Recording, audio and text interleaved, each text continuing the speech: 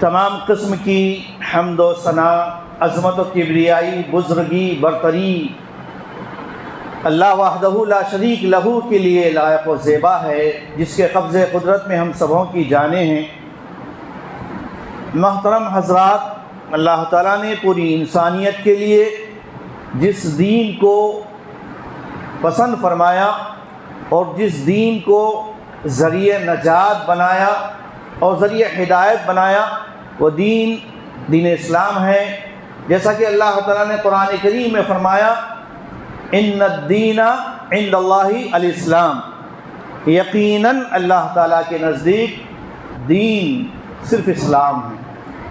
دین کے معنی عقیدے کے ہیں، دین کے معنی طریقے زندگی کے ہیں، دین کے معنی آخرت کے جزا اور سزا کے بھی ہیں۔ اللہ تعالیٰ فرماتا ہے کہ وہ روز جزا کا مالک ہے، مالک یوم الدین۔ الغرض، پوری انسانیت آج جس موڑ پر کھڑی ہوئی ہے، یہ اس دور کے بہت سارے سنگین مسائل میں ایک مسئلہ یہ بھی ہے کہ اسلام جہاں انسانیت کی نجات اور ہدایت کی بات کرتا ہے، وہیں اسلام اپنے ماننے والوں سے اور اس پر عمل پیرا ہونے کا دعویٰ کرنے والوں سے کچھ عملی اقدامات کرنے اور اس کی تعلیمات پر عمل پیرا ہونے کی تاکید کرتا ہے۔ آج سب سے بڑا چیلنج مسلمانوں کے لیے دین و ایمان کے تحفظ کا ہے۔ ایمان محفوظ ہے، ایمان سلامت ہے تو سب کچھ سلامت ہے، اور اگر ایمان ختم ہو جائے یا ایمان ہمارے دلوں سے رخصت ہو جائے تو پھر ہمارا یہ بظاہر جسم کچھ کام کا نہیں ہے۔ اس لیے ایمان کا تحفظ اور ساتھ ہی ساتھ حیا کا تحفظ، یہ آج کے چیلنجز میں، آج کے مسائل میں بہت اہم ترین مسائل ہیں۔ تو آئیے آج ہم قرآن و سنت کی روشنی میں ایمان اور حیا کے تحفظ کی بات کرتے ہیں کہ ہم اپنے ایمان کو کیسے بچائیں گے، اپنی حیا کو کیسے سلامت رکھیں گے۔ اس کے لیے پہلے ہمیں یہ جاننے کی ضرورت ہے کہ جس دور سے ہم گزر رہے ہیں، اس دور میں ایمان اور کفر کی الغار ہو رہی ہے، ایمان اور کفر کی ایک عالمی جنگ ہو رہی ہے، جس کو ہم ایمان کی تعلیم کے ساتھ ہی یا ایمان کی حقیقت جاننے کے بعد ہی محسوس کر سکتے ہیں، ورنہ ایسے کتنے لوگ ہیں جن کو ایمان کیا ہے اس کی پرواہ ہی نہیں ہے، ایمان کا اندازہ ہی نہیں ہے، ایمان کی اہمیت ہی نہیں ہے۔ تو ایسے لوگوں کے نزدیک ایمان لٹ جائے، ایمان مٹ جائے، ایمان ختم ہو جائے، ایمان سلب ہو جائے، ایمان کو دھکا لگ جائے، ایمان چکنا چور ہو جائے، ملیا میٹ ہو جائے، کوئی ان کو فرق نہیں پڑتا۔ کیوں؟ کہ یہ بے ضمیر لوگ ہیں، ان کے پاس، ان کے دلوں میں ایمان ہی نہیں ہے، ان کے دلوں میں صرف دنیا کی محبت، دنیا کی چمک دمک، دنیا کی خواہشات، لذتوں اور خواہشات کی لپیٹ میں ایسے مگن ہو گئے کہ ایمان کا جب تذکرہ ہوتا ہے، ایمان کی بات ہوتی ہے تو یہ بڑے تعجب سے دیکھتے ہیں، بڑے عجیب بن جاتے ہیں، اس لیے کہ ماحول و معاشرہ آج جس تیزی کے ساتھ برائیوں کی آگ میں جھونکا جا رہا ہے اور برائیوں کی لپیٹ میں اس کی دلدل میں جیسے جھک چکا ہے، تو ایسے ماحول میں 1% ایمان کو بچانا 10% میں، یہ بہت بڑے کمال کی بات ہے۔ اور یہ اللہ کے نبی صلی اللہ علیہ وسلم نے فرمایا کہ قیام یعنی پہلے ابتدائی دور میں ایمان کے پورے 10 امور پر عمل کرنا ضروری تھا، اس کے بغیر گویا ان کا ایمان قبول نہیں تھا۔ لیکن یہ دور ایسا دور ہے، اس میں اگر 1% بھی اگر ہم اپنی ایمان کو بچا لیں تو بہت بڑے کمال کی بات ہے، کیونکہ اللہ کے نبی نے فرمایا کہ قیامت کے قریب ایسا زمانہ آئے گا کہ ایمان پر چلنا یا ایمان کی بات کرنا اپنے ہاتھوں میں ہاتھ میں انگار لینے کے مماثل ہوگا۔ تو یقیناً ایمان کی بڑی قدر ہے، بڑی اہمیت ہے۔ سوال یہ ہے کہ ایمان ہے کیا چیز؟ کیا کبھی ہم نے غور کیا، کبھی سوچا کہ ہم صاحب ایمان ہیں یا مسلم ہیں، مومن ہیں؟ تو مومن اور مسلم کسے کہتے ہیں؟ ہم مومن اور مسلم کسے سمجھتے ہیں؟ کیا معنی ہیں مومن کے، کیا معنی ہیں مسلم کے؟ کبھی قرآن و حدیث کی روشنی میں ہم نے اسے جاننے کی کوشش کی ہے یا نہیں کی ہے؟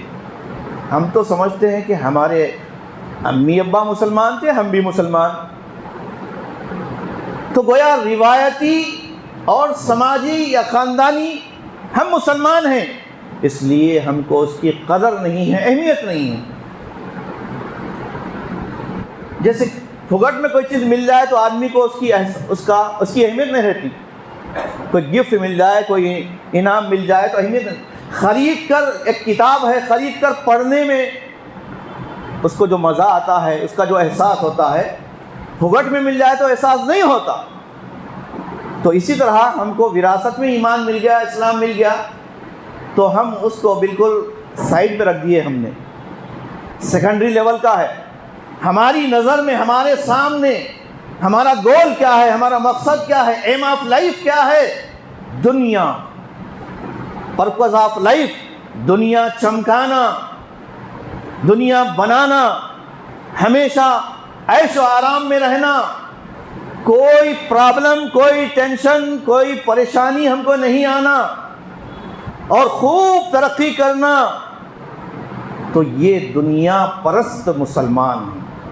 ایک دیندار یا ایک مسلمان جس کی نظر میں، جس کا مقصد زندگی ہی اللہ کی خوشنودی، اللہ تعالیٰ کو راضی کرنا اور اللہ کے رسول کے حکموں پر چلنا، میری زندگی کا مقصد تیرے دین کی سرفرازی، میں اسی لیے مسلمان اور میں اسی لیے نمازی، ایسا ہوتا ہے مسلمان۔ تو آئیے ہم پہلے ایمان کا ڈیفینیشن کیا ہے، ایمان ہے کس چیز کا نام؟ ایمان 3 چیزوں کا نام ہے۔ 3 چیزیں اگر جمع ہو جاتی ہے تو اسے ایمان کہتے ہیں۔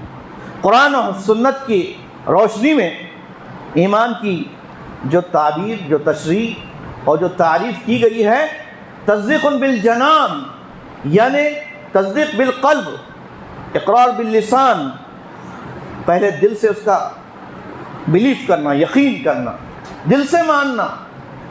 آمنت باللہ، میں ایمان لایا اللہ پر، اس کے معنی کیا ہے؟ یعنی اللہ کے ایک ہونے پر یقین کرنا، اسے نہ دیکھنے کے باوجود بھی ماننا کہ اللہ ہے، اللہ تعالیٰ موجود ہے لیکن نظر نہیں آتا۔ ہم کیا کرتے ہیں؟ جو چیز نظر آتی ہے اس کو دیکھ کے یقین کرتے ہیں۔ اصل معاملہ یہی ہے، ایمان والوں کو اگر پہچاننا ہے یا ایمان کس چیز کا نام جاننا ہے تو قرآن پڑھیے۔ سورہ فاتحہ کے بعد آپ سورہ بقرہ شروع ہوتا ہے، ذالک الکتاب لا ریب فیہ ھدی للمتقین الذین یؤمنون بالغیب۔ ایمان والے کون ہیں؟ جو اللہ کو دیکھے بنا یقین کرتے ہیں، ایمان لاتے ہیں۔ صحابہ کرام کے سامنے جب یہ بات آئی تھی، اللہ کے نبی نے ان کو توحید کی، ایمان کی بات رکھی، تو اللہ نے ان کو ہدایت دی، ایمان لا لیے۔ لیکن موسیٰ کی قوم نے کیا کہا تھا؟ لن نؤمن لك حتى نرى الله جہرا، اے موسیٰ تم ایمان کی بات تو کر رہے ہو، اللہ پر ایمان کی بات کر رہے ہو، اللہ کون ہے؟ ہم اسے دیکھنا چاہتے ہیں، جب تک ہم اللہ کو نہیں دیکھیں گے تم پر ایمان نہیں لائیں گے۔ بڑی آزمائش تھی موسیٰ علیہ السلام کے لیے، قوم کے ایمان لانے کا سوال تھا، چنانچہ موسیٰ علیہ السلام نے اللہ سے التجا کی، اے اللہ میری قوم کی خاطر تو ایک مرتبہ نظر آ جا، میری قوم تجھے دیکھنا چاہتی ہے، تجھے دیکھ کر ایمان لانا چاہتی ہے۔ تو اللہ نے کیا کہا موسیٰ سے؟ لن ترانی، اے موسیٰ تم مجھے نہیں دیکھ سکتے، ہرگز نہیں دیکھ سکتے۔ بار بار اصرار ہوا تو اللہ تعالیٰ نے کیا کہا؟ اگر تم اتنا ہی اصرار کر رہے ہو تو تم دیکھو، اگر میرے نور کی تجلی اس کوہ طور پر پڑنے کے باوجود تم آسانی سے اسے دیکھ پاؤ تو پھر تم مجھے دیکھ سکتے ہو۔ چنانچہ اللہ تعالیٰ نے اپنے نور کی ایک تجلی کو کوہ طور پر اس کو آشکارا کیا، اور دیکھتے ہی دیکھتے اللہ کے نور کی تجلی جب کوہ طور پر پڑی تو پہاڑ ریزہ ریزہ ہو گیا۔ فَصَعِقَ موسیٰ علیہ السلام فوری وہاں سے گر پڑے، بے ہوش ہو گئے۔ اس کے بعد جب ہوش آیا تو توبہ کرنے لگے، اللہ معافی مانگنے لگے، پھر ایسی جرات میں نہیں کروں گا۔ پتہ اس سے یہ معلوم ہوا کہ اللہ کو بن دیکھے ایمان لانا، معجزہ دیکھنے کے بعد ایمان لانا یہ کمال نہیں ہے۔ مسلمان تو وہ ہے جو اللہ کو دیکھے بنا ایمان لاتے ہیں، یہ ایمان کی حقیقت ہے۔ جنت ہے، دوزخ برحق ہے، اور محمد صلی اللہ علیہ وسلم نے جو باتیں بتائی ہے وہ برحق ہے، سچی ہے، اس کو ماننا ہے۔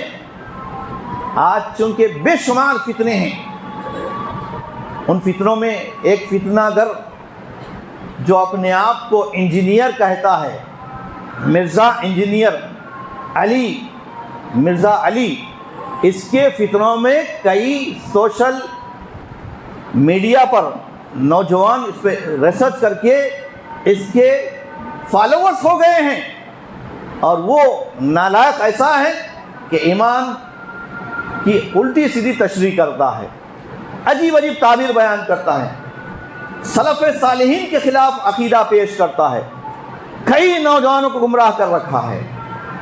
تو بولنا یہ ہے کہ ایمان کیا ہے یہ جاننا ضروری ہے۔ ایمان جانیں گے، پہچانیں گے، تب اس کی قدر ہوگی، تب اس کی حفاظت کا معاملہ ہوگا۔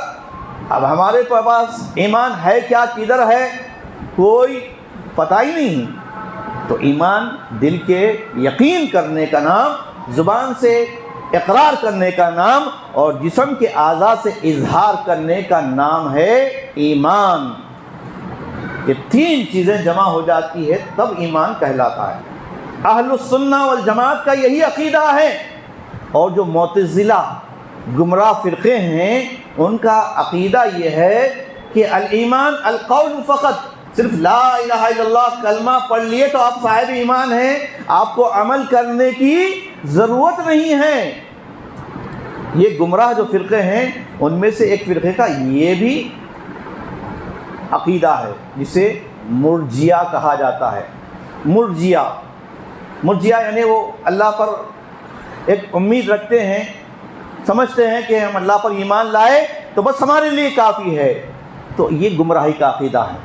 تو ضرورت اس بات کی ہے کہ ہم آج کے فتنوں کے دور میں پہلے ایمان کیا ہے جانیں، کیونکہ ایمان پر ڈاکے ڈالے جا رہے ہیں، ایمان پر حملے ہو رہے ہیں، اور ایمان ملیا میٹ ہو رہا ہے، حیا مٹ رہی ہے، تو حیا کو بھی بچانا ہے، ایمان کو بھی بچانا ہے۔ اب سنیے یہ بات سمجھ میں کیسا آئے گی آپ کو، وہ حدیث سے سامنے آئے گی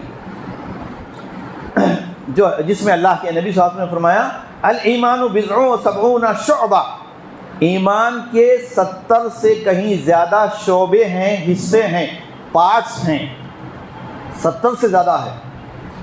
فافضلها، اس ایمان میں سب سے افضل ترین جو درجہ ہے وہ قول لا الہ الا اللہ، لا الہ الا اللہ کا اقرار کرنا۔ وہ ادناہا، اور سب سے آخری جو کم ترین درجہ ہے وہ اماطۃ الاذی عن الطریق، راستے سے، روڈ سے کوئی تکلیف دہ چیزیں ہٹا دینا، یہ بھی ایمان کا درجہ ہے۔ پتھر راستے میں آ گیا، کچرا آ گیا، ہٹا دینا ہے۔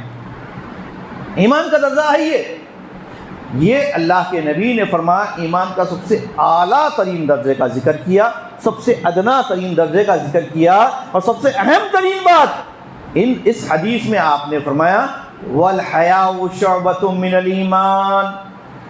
بچے کو استاد یہ حدیث پڑھاتے ہیں، سکھاتے ہیں، اور میری پوری آج کے اس خطبے کا خلاصہ اسی جملے میں، حیا، تحفظ حیا۔ ایمان کب بچے گا؟ حیا بچے گی تو ایمان بچے گا۔ یہ بہت پوائنٹ کی بات، قرآن اور حدیث کا جو اہم ترین لب لباب نچوڑ خلاصہ بیان کر رہا ہوں میں آپ کو۔ آج ایمان پر بہت ساری تقریریں ہو رہی ہے، توحید پہ تقریر ہو رہی ہے، شرک کی مذمت پہ تقریر ہو رہی ہے، بدعات کے مذمت پر ہو رہی ہے، معاملہ داری کے تعلق سے ہو رہا ہے، سب بیانات ہو رہے ہیں، لیکن ان بیانوں میں سب سے اہم ترین بیان جو اللہ کے نبی کا بیان ہے، فرمایا وَالْحَيَاءُ شُعْبَةٌ مِّنَ الْإِيمَانِ۔ حیا ایمان کا اتھینٹک یعنی اہم ترین حصہ ہے۔ غور کرنے کی بات ہے، اللہ کے نبی نے ایمان کا اعلیٰ درجہ بیان کیا، سب سے ادنا درجہ بیان کیا، تو سب سمٹ گئے، اس میں تمام چیزیں آ گئی 1 سے 70 تک۔ پھر خاص طور سے وَالْحَيَاءُ شُعْبَةٌ مِّنَ الْإِيمَانِ کیوں فرمایا؟ محدثین سلف صالحین نے اس کا نقطہ یہ بیان کیا ہے کہ آپ کی حیا محفوظ ہے تو ایمان محفوظ ہے۔ نوجوان لڑکے اور لڑکیوں سنو، آج کے فتنوں کے دور میں ایمان کو بچانے کی بات کہاں سے شروع ہوگی؟ آنکھوں سے شروع ہوگی۔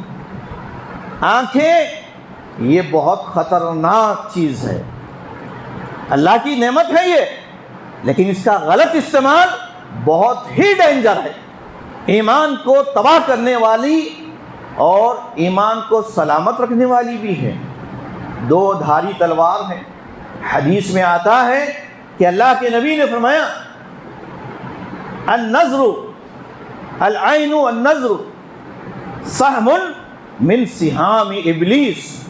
ابلیس کے پاس تیر ہوتے ہیں، ابلیس تیر چلاتا، تو ابلیس کے یعنی شیطان کے تیروں میں، تیر جو چلاتا ہے اس کے تیروں میں سب سے زہریلا وار، سب سے زہریلا تیر اگر کوئی ہے تو آنکھوں کا ہے، بری نظر کا ہے۔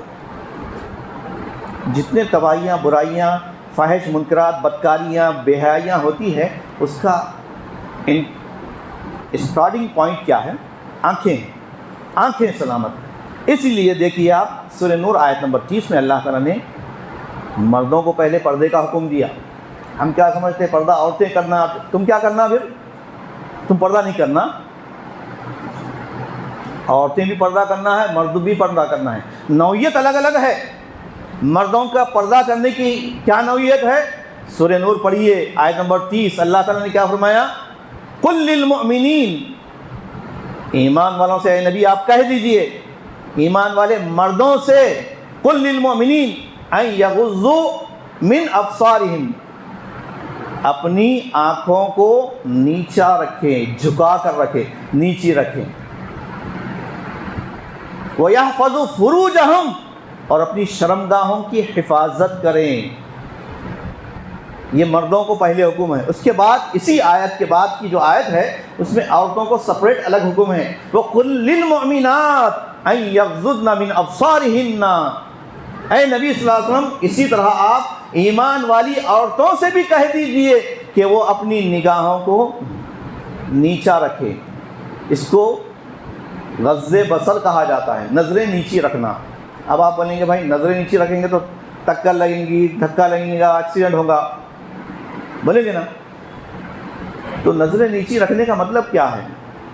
یعنی جب آپ کی نظر غیر مرد پر پڑ جائے، عورت کی نظر غیر مرد پر، مرد کو تو دیکھنا ہے اپنے شوہر کو، مرد وہ ہے جو اس کا شوہر ہے، اسی طرح غیر عورت بیوی کے علاوہ دوسرے، اور جو غیر شادی شدہ ہے ان کو تو ہمیشہ نیچے رکھنا ہے، اور اگر بالغ ہو جائے، جوان ہو جائے تو پہلی فرصت میں شادی کرنا ہے۔ ہاں شادی نہیں کر سکتے، استطاعت نہیں تو روزے رکھنا ہے۔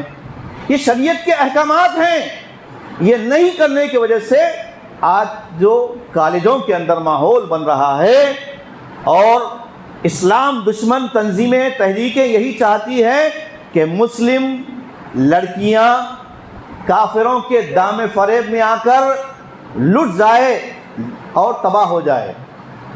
اور یہاں پر حال یہ ہے کہ والدین کے دل و دماغ پر بچوں کے فیوچر کا بھوت سوار ہے کہ بچی ہماری اعلیٰ تعلیم حاصل کرے گی، لیکن سوچیے آپ وہ تعلیم ہی کیا جس تعلیم سے آپ کی بچی کا ایمان ملیامیٹ ہو رہا ہے، آپ کی بیٹی کی حیا مٹ رہی ہے، شرم ماری جا رہی ہے، اس پر آپ فخر کر رہے ہیں، تو اس سے بڑھ کر بے غیرتی اور کچھ نہیں ہو سکتی۔ اب آپ دیکھیے شریعت کے اندر یہ حیا کی، ایمان کے تحفظ کے لیے یہ چیز اللہ تعالیٰ نے انسان کے علاوہ جانوروں کے اندر بھی حیا رکھی ہے۔ بخاری کا واقعہ سنیے آپ، ایک صحابی ہے، سفر پہ جا رہے تھے، کہیں جا رہے تھے، بہرحال سفر پہ جا رہے تھے وہ، انہوں نے دیکھا کہ کچھ بندروں کا جھنڈ ہے، بندرنیاں ہیں۔ ایک بندر، انہوں نے دیکھا کہ ایک بندر اپنے یعنی بندروں سے نکل کر بندرنیوں کے پاس آیا، ایک بندرنی سے اس نے منہ کالا کیا۔ یہ صحابی دیکھ رہے ہیں، یہ واقعہ بخاری کا واقعہ، یہ سب دیکھ رہے ہیں، اور پھر وہاں سے وہ چلا گیا۔ تو دوسرے بندر بھی اس حرکت کو دیکھ کر سارے بندروں نے اپنے ہاتھوں میں کنکریاں اٹھائی، رجم کیا، سنسار کیا اس بندر اور بندرنی کو جو انہوں نے یہ فعل بد کیا تھا۔ یہ دیکھ کر صحابی کے ایمان کی غیرت اتنی زیادہ ہوئی کہ انہوں نے بھی ایک کنکر اٹھا کر اس کو مارنے لگے۔ اب آپ دیکھیے اس صحیح واقعے سے ہمیں یہ علم ہو رہا ہے کہ حیا اللہ تعالیٰ نے، شرم و حیا کو اللہ نے جانوروں کے اندر بھی رکھا ہے۔ اب اگر کوئی مسلمان، ایمان والا مسلمان، ایمان رکھنے کے باوجود بھی حیا نہ کرے، شرم نہ کرے، اس سے بڑھ کر بے غیرت اور کوئی نہیں ہو سکتا۔ اب بے حیائی کیسے ہو رہی ہے؟ دور جانے کی ضرورت نہیں ہے، تھیٹروں میں جانے کی، بدکاری کے طوائف کے اڈوں پہ جانے کی ضرورت نہیں ہے، سمندروں کے پاس ساحل پر جانے کی ضرورت نہیں ہے، پارکوں میں جانے کی ضرورت نہیں ہے۔ آپ کے اپنے جیب مبارک کے اندر جہاں آپ کے نوٹ رہتے ہیں، اس کے ساتھ یہ گندگی بھی رہتی ہے، سیل فون، اور یہ اسمارٹ فون، یہی آج کی تباہی کا ایک ذریعہ ہے۔ ایمان مٹ رہا ہے، حیا ختم ہو رہی ہے۔ تب آپ بہت سنگین حالت میں ہیں۔ ہم مسلمان، اور مسلمانوں کو تباہ کرنے کے لیے بڑے میزائل کی ضرورت نہیں ہے آج، بس یہ آلہ کافی ہے، یہ ہتھیار کافی ہے جو ہر مسلمان کے گھر میں ہیں۔ ایک گھر میں 5 افراد ہے، 5-6 اسمارٹ فون یا سیل فون ہے۔ اب اس کے ذریعے سے آپ کا چھوٹا بچہ بھی، 2-3 سال کا بچہ بھی محفوظ نہیں ہے۔ ماں پریشان ہے، بچہ تنگ کر رہا ہے، ستا رہا ہے، تو بچے کے ہاتھ میں اس نے ٹیب دے دیا اور اسمارٹ فون دے دیا اور کچن میں چلی گئی۔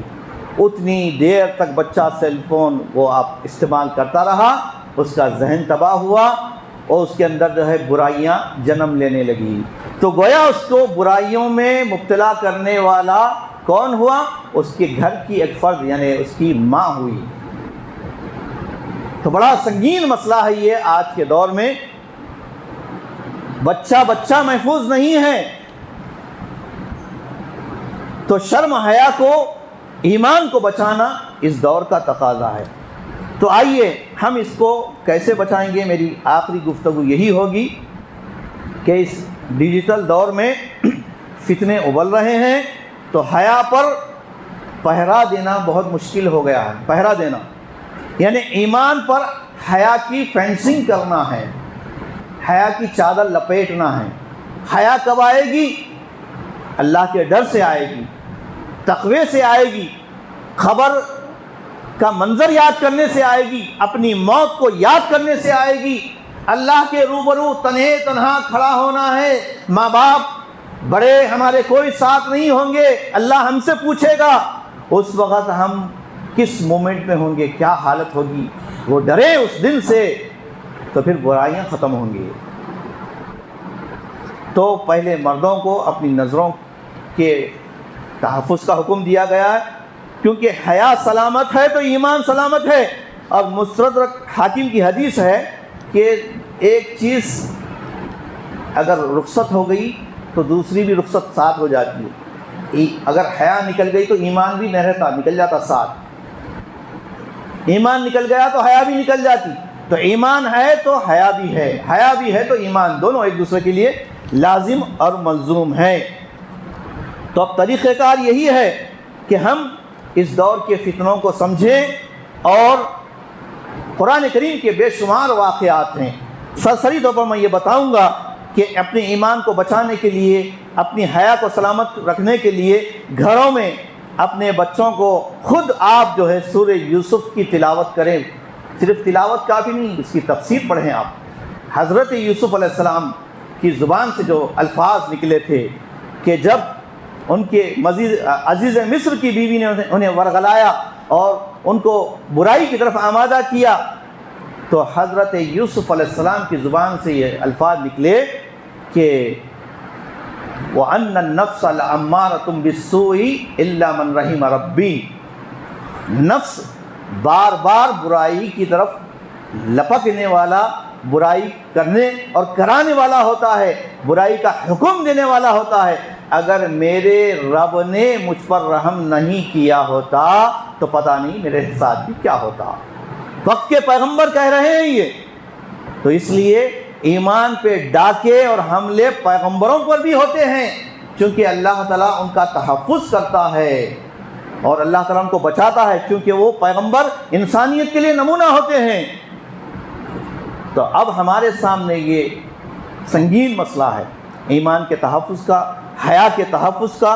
تو اسی طرح سورہ یوسف کے ساتھ اب آپ دیکھیے، ہم سیرت میں کئی خلفائے راشدین ہیں، خلفائے راشدین میں 4 میں ایک ایسے صحابی ہیں حضرت عثمان غنی رضی اللہ عنہ، ان کے بارے میں اللہ کے نبی فرماتے ہیں کہ عثمان تو ایک ایسی شخصیت ہے کہ جن کو دیکھ کر فرشتے بھی شرماتے ہیں، یعنی ان کی حیا اتنی مشہور تھی کہ وہ کبھی جو ہے برہنہ غسل نہیں کیا کرتے تھے، بلکہ بند کمرے کے اندر کپڑے پہن کر غسل کیا کرتے تھے۔